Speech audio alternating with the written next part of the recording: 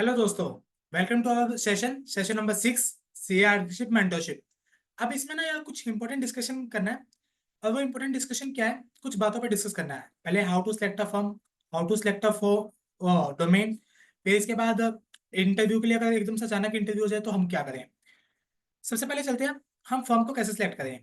पहली बात, फर्म आपको सिलेक्ट कर दिया जिस फर्म का अच्छा ब्रांड नेम है। अब सिलेक्ट कैसे फर्म को, देखो टॉप 10 में तो हमारे पास ऑप्शन नहीं है, उनकी वैकेंसी जाएगी, हम अप्लाई करेंगे। वैकेंसी नहीं है तो हम कुछ भी कर देना चाहे तो एप्लीकेशन नहीं जाती हमारी।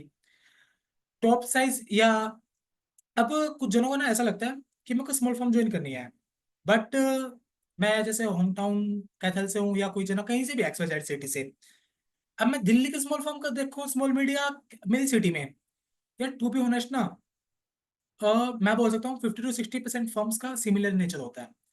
जबकि स्मॉल फर्म्स होते हैं ना, उनके पास लोकली क्लाइंट्स होते हैं। टैक्स रिटर्न्स का काम हो गया, GST का हो गया, कंपनीज इनकॉर्पोरेशन का हो गया, अकाउंटिंग का हो गया, या कुछ स्मॉल कंपनीज ना आजकल बाहर अफ्रीका या कुछ भी नाइजीरिया वाला कंट्रीज के ना अकाउंटिंग लेकर रखती है। अकाउंटिंग हो गया या उनका ऑडिटिंग हो गया, कुछ भी हो गया, एक पार्ट कुछ ना कुछ आपको मिल जाता है फॉरेन सब्सिडीज का उनकी का। तो आपको ना, ये देखो पहली बात है, अगर आपको घर से बाहर स्टेप रखना है ना, मैं आपको बोलूंगा अगर कोई बड़ी फर्म है, एक्सेप्शनल उसका नाम है, तब लेना आप स्टेप। अदरवाइज आप अपनी सिटी को प्रेफरेंस दे सकते हैं। अगर आपकी सिटी की बेस्ट फर्म है तो कोई इशू नहीं आता आपको, वहाँ आप सीखिए। अगर आपको एक साल बाद अच्छा नहीं लगता तो इंडस्ट्रियल ट्रेनिंग को ट्राई कर सकते हैं, वरना 6 महीने बाद आप ट्रांसफर ले सकते हैं। ट्रांसफर भी ले लेती है बड़ी बड़ी फर्म्स। ट्रांसफर क्या होता है यार, कि यार एक तो बंदा देखो, उसने लिख रखा है मैंने CV में 6 महीने काम किया है, तो उसने क्वेश्चन पूछा, वो बंदा अ, अ, अ, दूसरी तरफ वो बोलता है अच्छा वो, हाँ सर मैंने एज पर दिस सेक्शन मैंने इनकम टैक्स रिटर्न्स फाइल किए। तो उसके अंदर इशू ये आता है कि भाई ये मिस्टेक रह जाती है, मैंने इसके कारण नोटिस आ जाते हैं, फिर इस नोटिस का मेरे ड्राफ्ट कर सकते हैं। अभी देखिए उसका एक्सपीरियंस है, उसने अपने एक्सपीरियंस को रिज्यूमे में लिखा होगा, मैं ड्राफ्टिंग कर सकता हूँ, मैं रिप्लाई दे सकता हूँ इनकम टैक्स के। और उसने एक्सप्लेन भी कर दिया। इस कौन सेलेक्ट हुआ, ट्रांसफर केस होने के बाद भी ये हुआ ना। तो उसने लिख रखा है भाई मैं ये कर सकता हूँ वो कर सकता हूँ, बट कुछ बोल नहीं पाया अपने जब उसका इंटरव्यू हुआ। तो इस तरीके से प्लीज, जब आप ट्रांसफर केस से कोई इशू नहीं है, आप प्लीज अपने सोचिए, सोच के बाद आइए, क्योंकि देखो बहुत खर्चा आ जाता है। अगर कुछ ऐसे नॉर्मल या नए चल रहे हैं तो नॉर्मल में क्या ही दिक्कत है, फिर तो कहीं से भी कर लो ना। काम का बाहर आओगे तो अपनी फैमिली को ना प्लीज अब प्रेशराइज मत करना कि मैं बाहर जाके कुछ अलग जिंदगी में कर, या PG में तो 7 दिन फॉर्म में रहना है, सुबह से शाम तक बिठा के रखेंगे। शाम के बाद आपको घर पे PG में आना है, आपको अपने क्लासेस लगानी है। अब PG का मेरा 10-12 हज़ार रुपये का खर्चा बढ़ गया, आओगे जाओगे उसका ट्रैवलिंग का लग गया। फर्म आपको 5-6 हज़ार रुपये दे दिए है, पॉकेट से 10 हज़ार रुपये जा रहे हैं। और फर्म का पहली बात कोई एक्सेप्शनल नाम नहीं है, एक्सेप्शनल काम नहीं है, भाई मिक्स एक्सपोजर है, नाम भी ठीक ठाक है, काम भी ऐसा नहीं है। इससे तो मैं अपने गाँव में कर लेता, क्योंकि वहाँ फर्म भी अच्छी है। उसके पास मेरे को पता है ये इतने बड़े बड़े क्लाइंट्स लेके बैठे हैं। बस मेरे को दिक्कत क्या थी, मेरे को दिल्ली आना है, बट दिल्ली आके मिल क्या गया। अब बाहर घूमने जा रहे हैं कहीं, सोशल गैदरिंग्स हो रही है, मंडे टू सैटरडे संडे को भी बुला लेते हैं सर, मेरा पूरे दिन ऑफिस में जा रहा है। तो प्लीज कई फैक्टर्स को माइंड में घुमाना कि भाई मैं जा रहा हूँ कुछ एक्सेप्शनल, कि भाई नाम एक तो टॉप 10 में आता है या टॉप 20 में आता है, अच्छा चल उसको देख लेते हैं। एक डोमेन का काम है, उस डोमेन में कंपनी में ना अभी हुआ क्या था, शायद लास्ट मंथ की बात है। एक जना मेरे को दिखा रहा है कि मैं ना इस फॉर्म में हायर हो गया, मैंने कहा ठीक है अच्छी बात है। उस फॉर्म ने ना अपनी वेबसाइट पर कुछ वैसे प्रमोशन नहीं कर सकते, बट पता नहीं कैसे उसने कुछ अलग तरीके से था। उसमें उसने कुछ स्टार्टअप्स के नाम दिखाए थे, ये मेरे क्लाइंट्स हैं, ठीक है। और वो ना यंग स्टार्टअप्स थे।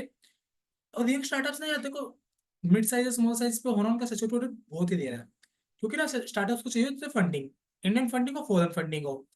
अब फॉरेन फंडिंग के लिए उन्हें बिग फोर एक कंपल्शन बन जाते हैं, टॉप 6। होता है क्या है, भैया फॉरेन में जा रहे हैं, आप उन्हें इंडियन फर्म का नाम बोलेंगे क्योंकि कौन सी फर्म हम नहीं जानते, बट वो बोलेंगे EY KPMG, all over world जानी जाती है, भाई ये तो हर जगह इनकी ब्रांचेस हैं, फुटप्रिंट्स हैं। तो इस तरीके से तो मैंने कहा यार ये कैसे है।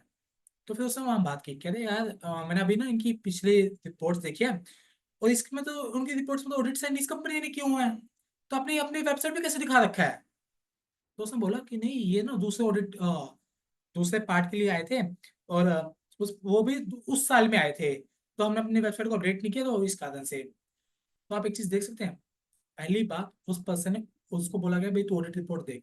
तो आप ये काम कर सकते हैं कि जब भी आप स्टैट्यूटरी ऑडिट में जा रहे हैं, आपको लगता है कि भाई मेरे को बिग 4 नहीं मिल रहा या टॉप 6 नहीं मिल रहा, आप कुछ कंपनीज की निफ्टी 50 की उठा सकते हैं, लेटेस्ट कंपनीज की रिपोर्ट खोल के देखिए। कुछ ज्वाइंट ऑडिटर्स होते हैं, ज्वाइंट ऑडिटर्स में भी वो अच्छी फर्म्स होती हैं, तो आप वहां से देख लीजिए कौन कौन सी फर्म है वो निफ्टी 50 के क्लाइंट्स ले दिया या टॉप 100 कंपनीज के ले दिया, जिनकी ब्रांड वैल्यू है, जिस कंपनी की मार्केट वैल्यू अच्छी चल रही है। वहां से उस कंपनी के नाम को पिक कीजिए, उस कंपनी के नाम को देखिए कंपनी कहाँ है। क्या तो आपके शहर में वो कंपनी हो और आपको पता ही ना हो। दिल्ली इतना बड़ा है, आप दिल्ली के पास ही हैं। अगर आपको डॉक्टर नहीं मिलती, जिंदगी खराब करने जा क्या मैं सिक्योरिटी चाहिए और आप सिर्फ भाई जो डोमेन मेरे को चाहिए मैं उसके बारे में देख ही नहीं रहा हूँ। तो इस तरीके से प्लीज देखिए, एक्सप्लोर कीजिए। कंपनी पूछेगी आपको हमारे बारे में कहाँ से पता चला, आप बोलोगे मैंने सिक्योरिटी रिपोर्ट देखी उसमें आपकी कंपनी का साइन थे। उसको क्या लगेगा भाई पर्सन अपडेटेड है, आपकी इज्जत होगी, प्रशंसा होगी। और एक तरफ कोई पर्सन कहाँ से आपने अप्लाई किया, सैलरी पे वैकेंसी आई थी। दोनों का बोलने का तरीका देखिए, तरीका बहुत मायने रखता है। आप एक चीज देखते आ रहे हैं कि छोटी छोटी बात से आपके कितना डिफरेंस क्रिएट हो रहा है। हम इस सेशन को लेने का मेरा कोई वो अलग ऑब्जेक्टिव नहीं है कि भाई कुछ भाई मैं व्यूज या मैंने बीच में डाला कि भाई मेरे को पैसे दो वो दो।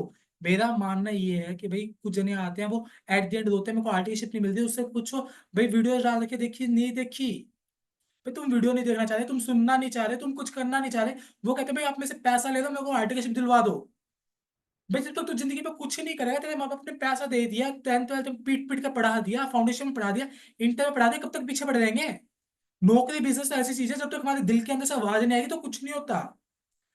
तो प्लीज अपनी बेंचमार्किंग को ठीक रखना, अपनी फैमिली को कभी भी इस चीज के लिए परेशान मत करना कि भाई मेरे को ये चाहिए वो चाहिए, तभी करके।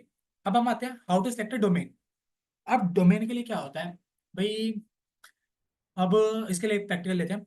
अब इंटर में थे, इंटर में भोजन सबके साथ ही ऑलमोस्ट सेम होता है। भाई मेरे को टैक्सेशन पसंद नहीं आया, भाई मेरे को तो टैक्सेशन लेना लेना नहीं है, घिस पिट के मैं 40 पे पास हूँ। बट रियल वर्ल्ड में क्या होता है ना भाई, आपने देखो टैक्सेशन का एकदम इतनी मोटी बुक एक साथ पढ़ने को मिल गई, पसंद किसको आती है। और ऊपर से हम भाई अलग ही दुनिया के बंदे, बैक बैक बेंचर्स हैं। अब इसमें हम क्या करते हैं भाई, अब देखो डेली अब किसी 2 3 सेक्शन में काम करेंगे, 2 3 में करेंगे, अप्लाई करेंगे। थोड़ा सा जो बुक्स होती है बुक की नॉलेज काम आती है, बट प्रैक्टिकल वर्ल्ड में ना हल्के फुल्के डिफरेंस क्रिएट हो जाते हैं।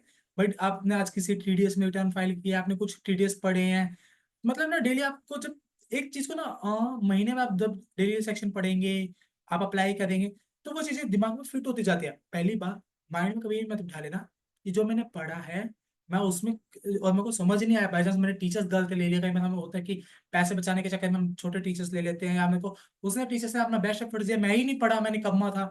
बट मेरे को अब उसमें नहीं करना ये चीज। हाथ जोड़ के निवेदन आपसे, उल्टे हाथ जोड़ लेता हूँ सीधे, प्लीज ये मत करना। अपने आप को रिस्ट्रिक्ट मत करना, अभी एज है सीखने की। ओपन टू एवरी फील्ड, जिसमें अपॉर्चुनिटी मिलती है उसमें ही मेरे को एंटर करना है, बात खत्म। मेरे को ये नहीं, मेरे को सिर्फ उसी डोमेन में जाना है। कुछ जने ऐसे होते हैं वो अपने आप को डोमेन और कंपनी के लिए स्पेसिफिक कर लेते हैं, भाई मिलना बहुत मुश्किल हो जाता है। मेरे चाचा बुआ फूफा बैठो तब तो मिल जाएगा, बट एक चीज के लिए बहुत मुश्किल हो जाता है, प्लीज उससे बच के रहना। आप डोमेन रेस्ट्रिक्ट कर सकते हैं, बट वो भी बहुत चैलेंजेस हो जाएगा, अपने के लिए ओपन रखेंगे। 6 महीने काम करो, 1 साल करो, ये नहीं कि 3 महीने में नहीं समझ तो भाग जाओगे। 3 महीने में कई बार नहीं चीजें होती, कई बार सीजन नहीं है कि तो कंपनी ने उस काम का काम करके हटाओ अभी, कुछ क्या बोलते हैं उसको, लोक ही ना आ रहा हो या कुछ कूलिंग पीरियड हो, या 3 महीने वैसे भी रेस्ट चलता हो, कॉमन हो इंडस्ट्री में। तो प्लीज 3 महीने में फैसला मत लेना। आई बिलीव 6 से 9 महीने कम से कम रुकना, चाहे कुछ ना हो मेरे को रुकना ही है, जल्दी जल्दी स्विच करना ही नहीं दुनिया से, प्लीज समझना। पहला मैं ओपन हो गया। दूसरा मैं आपको बोल रहा हूँ कि जब यार हमने कुछ काम ही नहीं किया, मैं हमें नहीं पता भाई इंटरनल में क्या होता है, सचुट्टी में क्या होता है, डीटी आईडीटी पढ़ के आगे, बट मेरे को नहीं पता रियल लाइफ में है क्या, कुछ भी नहीं पता। तो यार कोई भी डोमेन आ जाए मेरे को क्या दिक्कत है, सैचुरेटेड मिल जाए मैं उसका काम सीखने के लिए आया हूँ, इंटरनल मिल जाए उसका काम सीखने को, क्या पता मेरे को 9 महीने में इतनी पसंद आ जाए मैं उसमें अपना करियर बना लूँ। अपने आप को ओपन रखोगे उसका ये बेनिफिट देगा। रेस्ट आपके पास लिंक्डइन है, आप वहाँ लोगों को अप्रोच कर सकते हैं। आपके पास टाइम, अभी रिजल्ट नहीं आया, रिजल्ट अगर अप्लाई करें, इंटरव्यू आपके शेड्यूल नहीं होते, तो आप बोल सकते हैं कि भाई हेलो, आप मेरे को आपकी प्रोफाइल देख के काफी अच्छा लगा। अगर आप मेरे को थोड़ा सलाह देंगे कि भाई आपकी प्रोफाइल में काम कैसा होता है, मैं आर्टिस्ट ढूंढ रहा हूँ, तो मेरे को थोड़ा डिसीजन मेकिंग में मेरे को हेल्प मिल जाएगी, तो आप उनसे ऐसा करके पूछ सकते हैं, वो आपको मना नहीं करेंगे, डंडा नहीं मारेंगे। दिक्कत ये होती है बस आप बड़े प्यार से पूछने वाले हो, सब कुछ बताने के लिए आपको तैयार बैठे हैं, बट पूछने के लिए भैया हिम्मत चाहिए, शर्म को छोड़ना पड़ेगा घर पे। तो इस तरीके से आप कर सकते हैं। Third question, low stipend firm should be join और नॉट। अब इस टाइम क्या होता है भाई, सीए इंटरमीडिएट करके लोगों को लगता है भाई मेरे को पैसा चाहिए, फर्म गई तेल लेने, एक्सपोजर गया तेल लेने, पैसा नहीं मिला तो मैं टेढ़ा हो जाऊंगा। सीए आर्टिकलशिप आपके सीए कोर्स का एक पार्ट है। CA articleship is not a job. आपको यहाँ लाखों रुपए की सैलरी नहीं मिलेगी। जो आपका स्टाइपेंड है आपको खुश होना पड़ेगा। होता क्या है, सबसे बड़ी गलती, कुछ सीनियर्स ऐसे होते हैं, आप टॉप फॉर्म्स में जाते हैं और वो लिखते हैं एज पर आईसीआई नॉर्म्स, वो आपको पहले दिन इतनी खिजी उठा देते हैं ना, इतनी गाली देने का मन करता है उन्हें कि मार दूं कि भाई तुम इस फॉर्म में कैसे आ गए, इस फॉर्म में ये है, ये स्टाइपेंड है, ये लेट मिलता है। एक बार उनके मुंह पे बोलना, भाई तू क्या कर रहा है, देखो 2 साल हो गए ना काम करते हुए, तो तूने पहले 6 महीने में क्यों नहीं छोड़ी। तुरंत चुप हो जाएगा, कुछ नहीं बोल लेगा लिटरली। और इंस्टेड आप चुप रहेंगे, वो आपका ऐसा दिमाग कर देगा, आपको ये लगेगा मैं जिंदा क्यों हूँ दुनिया में। और दूसरी बात, सीए आर्टिकलशिप को दिमाग में बिठा लो, is not an any other thing, कि ये दूसरा प्लेनेट नहीं है, ये मेरे सीए कलम का पार्ट है। जितना मेरे को पैसा मिल रहा है इट्स ओके। जैसे आपके टॉप 10 में मैं एक एग्जांपल के लिए लेता हूँ, जैसे एसएस कोड है वो एज पर आईसीएम नॉर्म्स लिखती है। तो आईसीएम नॉर्म्स में जैसे पहले 2000 था, अब 4000 रुपये मिलता है फर्स्ट ईयर आर्टिकल्स को। अब वो लोग बोलेंगे 4000 रुपये में होता क्या है, भाई आईसीएम नॉर्म्स के अकॉर्डिंग वो दे रहे हैं।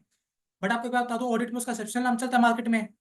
आपने तो 1-2 साल वहां से काम कर लिया, आपको बाकी मार्केट लेने को लिए तैयार बैठी है, क्योंकि उसके एलुमनाई ही बहुत है।